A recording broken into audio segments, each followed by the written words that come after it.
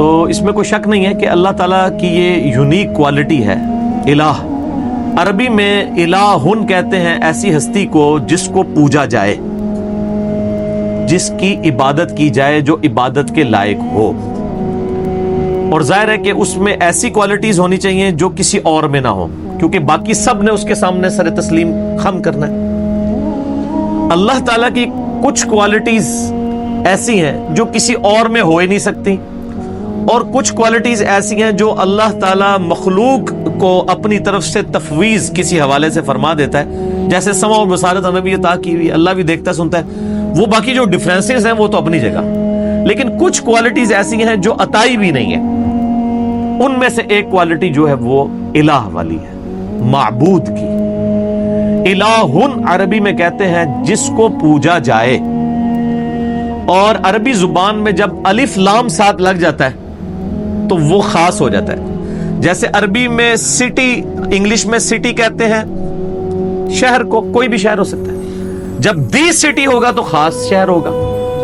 عربی میں مدینہ ہر شہر کو کہا جاتا ہے، لیکن جب ہم المدینہ کہتے ہیں اس سے مراد مدینہ المنورہ ہوتا ہے، جہاں پہ ہمارے محبوب صلی اللہ علیہ وآلہ وسلم کی قبر مبارک ہے۔ اسی طریقے سے الہ تو جھوٹے بنائے ہوئے لوگوں کے موجود ہیں، قرآن حکیم میں جھوٹے الہوں کا بھی ذکر ہے۔ الہ یہی ہے اللہ، اللہ کے جو ورڈ کس طرح بنا ہے الہ، ٹھیک ہے نا، وہ عربی لنگوسٹک کی وجہ سے پھر یہ جڑ کے اللہ بن جاتا ہے، یعنی دی اونلی الہ، جس کو پوجا جائے۔ اور ظاہر ہے اس کی ایسی کوالٹیز ہیں جو کسی اور کی نہیں ہے، اور وہ کوالٹیز کیا ہیں؟ وہ سورۃ الاخلاص میں آئی ہیں۔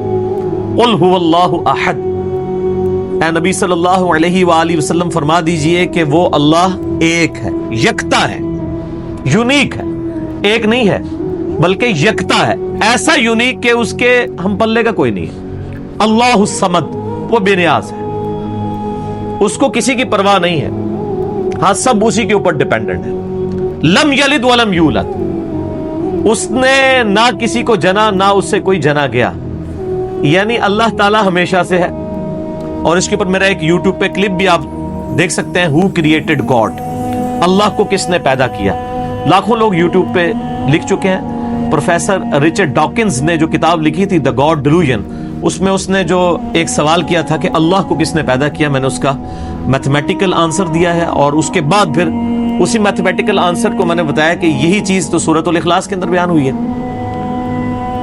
تو اللہ تعالیٰ سے نہ کوئی پیدا ہوا، نہ اس نے کسی کو جنا، نہ وہ خود کسی سے جنا گیا، جس کو ہم آسان طور پہ کہتے ہیں کہ نہ وہ کسی کا باپ ہے نہ کسی کا بیٹا۔ وَلَمْ يَكُنْ لَهُ كُفُوًا أَحَدٌ، اور اس کی ٹکر کا کوئی نہیں ہے، اس کے پائے کا کوئی ہے ہی نہیں ہے۔ تو یہ الہ والی کوالٹی اسی میں ہونی چاہیے جو یہ سورۃ الاخلاص کا جو ٹچ سٹون آف تھیولوجی ہے، توحید کا جو کسوٹی ہے، یہ اس کے اوپر کوئی پورا اترے۔ سورۃ الاخلاص کے اوپر اگر کوئی ہستی پوری اترتی ہے تو صرف اللہ کی ذات ہے، کوئی جن، کوئی پیغمبر، کوئی فرشتہ اس میں سے کوئی بھی کوالٹی حاصل کر ہی نہیں سکتا، نہ عطائی طور کے اوپر، ذاتی تو کسی کی ہے ہی نہیں کوئی چیز۔ تو الہ کا مطلب یہ ہے کہ جس کو پوجا جائے، اور وہ ایک ہی ہستی ہو سکتی ہے۔ اب پوجنے کا مطلب کیا ہے کہ جب اس کی پرستش کی جا رہی ہے تو ٹوٹل اوبیڈینس اسی کی ہوگی۔ عبادت کا مطلب صرف نماز، روزہ، حج، زکات نہیں ہے، بلکہ ہر معاملے میں ٹوٹل اوبیڈینس کے لائق وہی ہستی ہے۔ جو وہ حکم دے اس کی بجاوری انسان کے اوپر لازم ہے، اور اس کے مقابلے کے اوپر کسی اور کو نہیں مانا جائے گا۔ ان الحکم الا للہ، یعنی اللہ کے علاوہ کسی اور کا تو حکم چلنا ہی نہیں ہے۔ اور پیغمبروں کی بھی ہم جو اطاعت کرتے ہیں وہ سورۃ النساء کے اندر آیا کہ ہم نے پیغمبر اس لیے بھیجے کہ اللہ کے اذن سے ان کی اطاعت کی جائے، یعنی وہ بھی من یطع الرسول فقد اطاع اللہ، جس نے رسول اللہ کی اطاعت کی اس نے گویا اللہ کی اطاعت کی۔ تو پیغمبروں کی کوئی ذاتی دعوت نہیں ہوتی ہے، نہ ان کی ذاتی کوئی شریعت ہوتی ہے، بلکہ وہ تو اللہ تعالیٰ کے ٹرو ریپریزنٹیٹو بن کے آن دا فیس آف ارتھ آتے ہیں۔ تو الہ کی یہ کوالٹیز ہیں کہ آپ نے اس کو ٹوٹلی اس کی اوبیڈینس اختیار کرنی ہے، اور اس کے مقابلے پہ کسی کو نہیں ماننا۔ اور آپ نے بڑی اچھی بات کی کہ سارے الہوں کی نفی کرنی ہے، اور قرآن حکیم میں تو ظاہر بار بار یہ ہے کہ آپ نے طاغوت کی نفی کرنی ہے، کہ ہر پیغمبر میں ہم نے ہر امت کے اندر کوئی نہ کوئی پیغمبر مبعوث کیا، وَلَقَدْ بَعَثْنَا فِي كُلِّ أُمَّةٍ رَسُولًا أَنِ اعْبُدُوا اللَّهَ وَاجْتَنِبُوا الطَّاغُوتَ. ہر امت میں ہم نے کوئی نہ کوئی پیغمبر اٹھایا ایک ہی بنیادی دعوت کے ساتھ کہ عبادت کرو اللہ کی اور اللہ کے مقابلے پہ طاغوت کی نفی کرو. یہ اکثر لوگ پوچھ رہے ہوتے ہیں طاغوت کیا ہے. طغا عربی میں کہتے ہیں, طغیانی لفظ اردو میں بھی استعمال, جب سمندر اپنی باؤنڈری سے باہر نکلے تو کہتے ہیں طغیانی آ گئی ہے. تو جو بھی اپنی حیثیت سے اوقات سے باہر نکلے نا اس کو کہتے ہیں یہ طوفان یا طغیانی اس میں آ گئی ہے. تو انسان کی تو حیثیت یہ ہے کہ وہ خدا کو اوبیڈینٹ بن کے رہے, اس کی مخلوق بن کے. جب وہ خود خدائی کا دعویٰ کرنا شروع کر دے یا وہ اپنی اس طرح کی عزت کروانی شروع کر دے جو کہ اللہ کے شان شان ہے, تو گویا وہ اپنی حدود سے باہر نکل گیا. اسی کو طاغوت کہتے ہیں. شیطان بھی طاغوت ہے, شیطانی سسٹم بھی طاغوت ہے, دجالی سسٹم بھی طاغوت ہے. ہر وہ ہستی جو اللہ کے مقابلے پہ کھڑی ہے وہ طاغوت ہے اور اس کی نفی کرنے کا حکم ہے.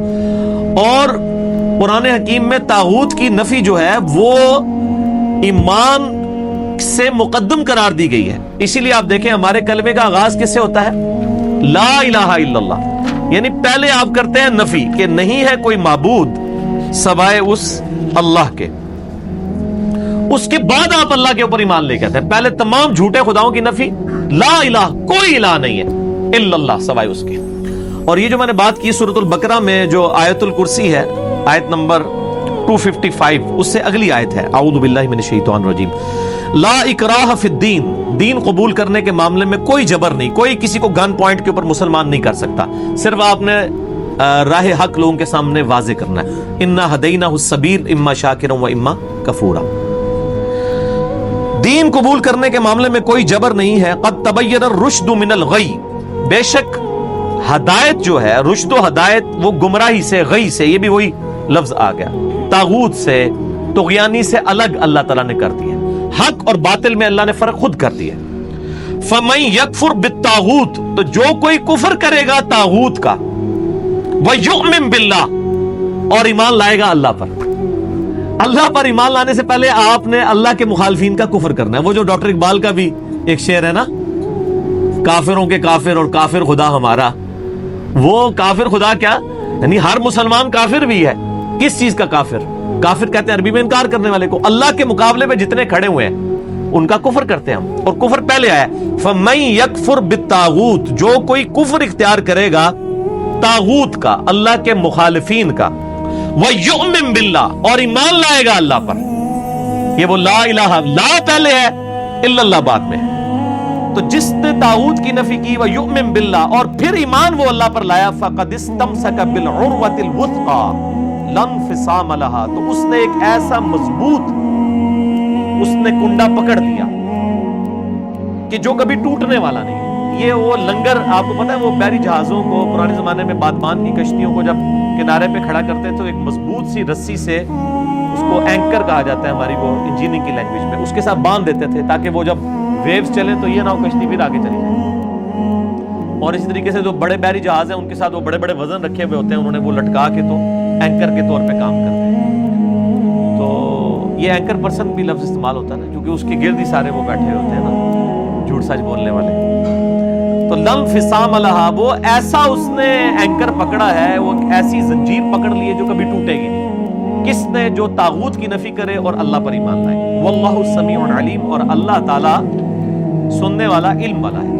اللہ ولی الذین آمنوا, اللہ ہے ولی اہل ایمان کا, یخرجہم من الظلمات الی النور, وہ اہل ایمان کو اندھیروں سے نکالتا ہے روشنی کی طرف. اچھا, قرآن میں اندھیرے جمع کے سیغے سے آئے ہیں کیونکہ گمراہیاں ہمیشہ زیادہ ہوتی ہیں, اور ہدایت ہمیشہ سنگولر کے سیغے سے آئی ہے کیونکہ ہدایت ایک ہی ہوتی ہے. یہ تو یہ آپ کہتے ہیں نا چاروں راستے حق میں ہیں, اللہ نے تو ایک ہی راستہ بتایا ہوا ہے, اہدنا الصراط المستقیم, اے اللہ ہمیں سیدھے راستے پر چلا.